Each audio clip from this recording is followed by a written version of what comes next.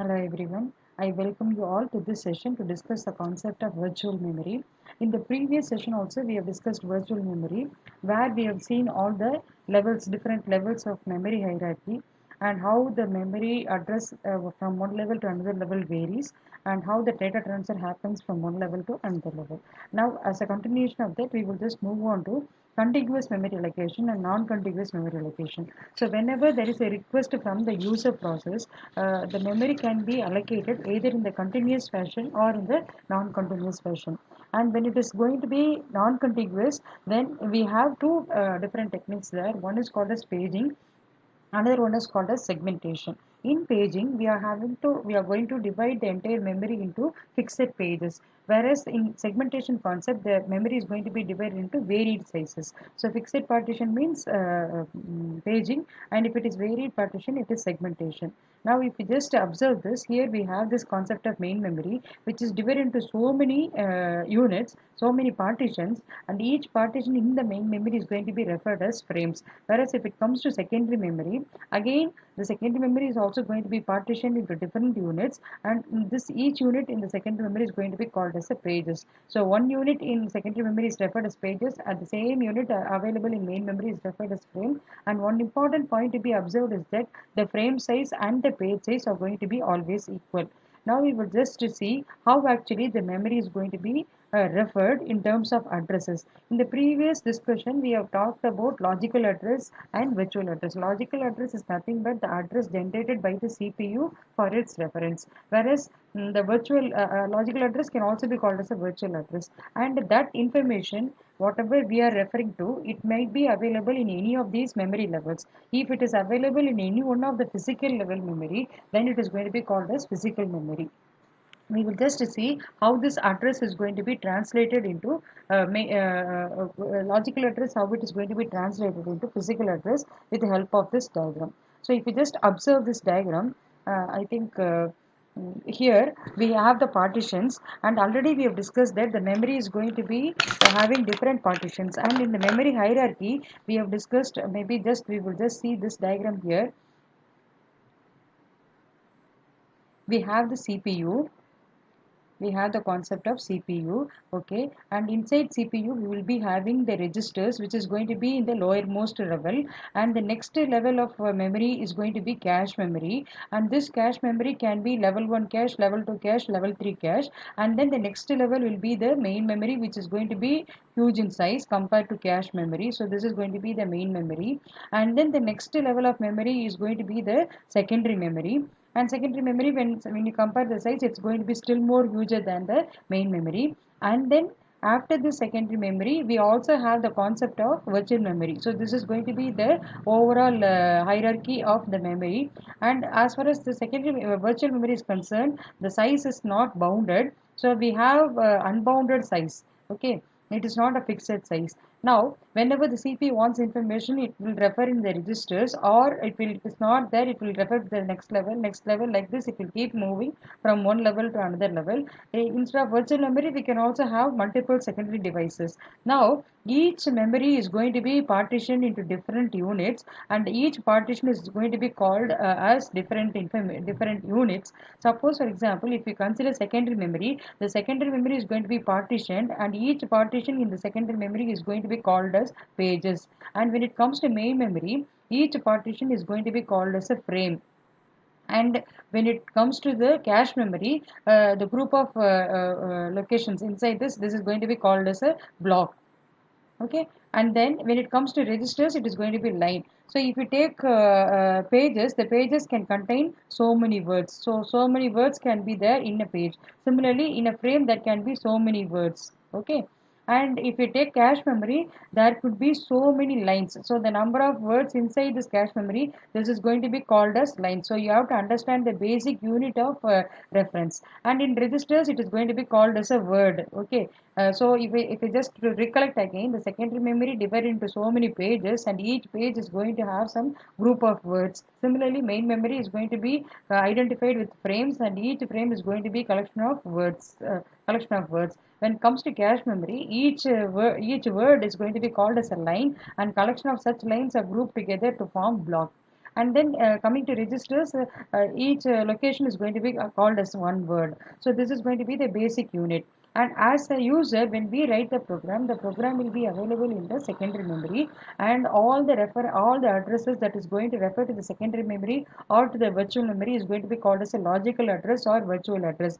So this logical address or virtual address is going to have two components. So the address which is generated by the CPU is going to be called logical address, and it is going to have two components, one the page number, and then the second one is the offset. So what do you mean by offset? So if you take one page, within this page, uh, the word which I am just referring to, so this word if I am referring to, so this is going to be called as an offset. So the distance from the beginning of this page to the desired location, this is going to be called as offset. Okay, so any logical address will have two components, page number and offset. So this logical address needs to be translated into physical address. So whenever I move my page into the secondary memory and then into the main memory, then in the main memory in which this page can be placed in any of these frames. So in which frame it is going to be placed, that is going to be maintained by the page table. So in page table what we are going to have, we will be just having all the page numbers and the respective frame numbers. So from this what we can understand, the page number P1 is loaded into frame number F. Okay, so this detail will be available in the page table.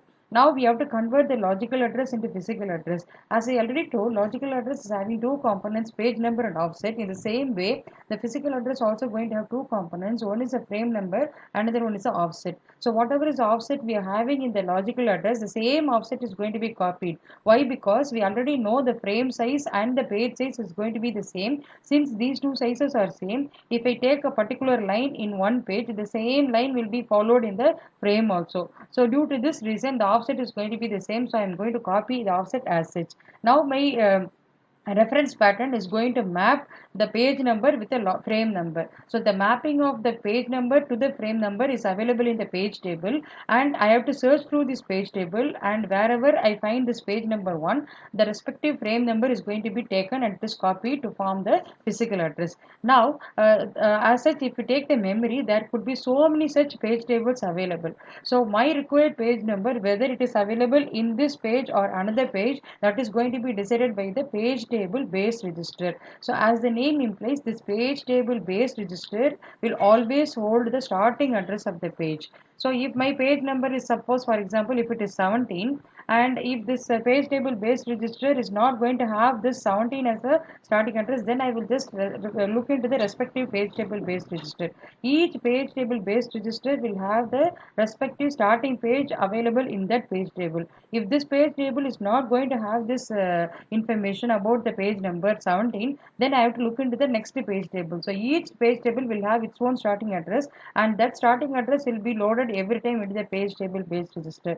So whatever is the page number I am getting from the logical address, this along with the base address, that will give me the respective page number, and if that page number is present in the memory, I will obtain the respective corresponding frame number. So this frame number will be copied to form the physical address. So memory mapping or translation of the logical address into physical address, what actually it means is that we are trying to convert the logical address into physical address. So the logical address is nothing but the address which is available in the secondary memory or in the virtual memory. Once that information is loaded into the main memory, the respective frame number will be updated in the page table, and by looking into this page table, it will be possible for me to identify in which frame my desired page is available. If I obtain the frame number, whatever is the offset available in the input logical address, the same offset will be copied, and thereby I will be able to generate the physical address. This process of translating the logical address into physical address is called as translation, address translation. And if you just observe, every time when the CPU refers to an information, it has to provide the logical address, and once it wants to fetch that information from the memory, it needs a respective physical address. So every time the logical address is going to be translated into physical address. If the same instruction is going to be repeatedly referred, and for every references if it is going to be translating, then it is going to be a time consuming work. In order to minimize this time, what actually will happen is that there is a concept of called TLB. What I mean by TLB is nothing but translation look aside buffer. So what is this? This is nothing but, as the name implies, translation look aside buffer. So it is like a kind of a buffer. Buffer means what it will do, it will store something which is going to be frequently referred. Okay, so in this buffer we will be having, in this buffer we will be having the translated address. So if I refer to a particular line in the memory to identify its physical address, I have to do the mapping. And if this mapping has to be done for every references, it is going to be time consuming activity. So for one time, for the first time, if it is available in the memory, I will do the translation, and the translated address details will be stored in this buffer. And I can, as a CPU, it will just first look into this TLB, translation look aside buffer. If it is available, it will try to fetch that information from the respective physical address. If it is not available, it will do the mapping. And if in case in future, if the same information is going to be referred, to make it easy, we will update the translated address in the translation local site buffer. So we have just discussed about page table and TLB. So page table is a concept which will maintain the mapping of the page number with the respective frame number. And like this, we will be having multiple page table.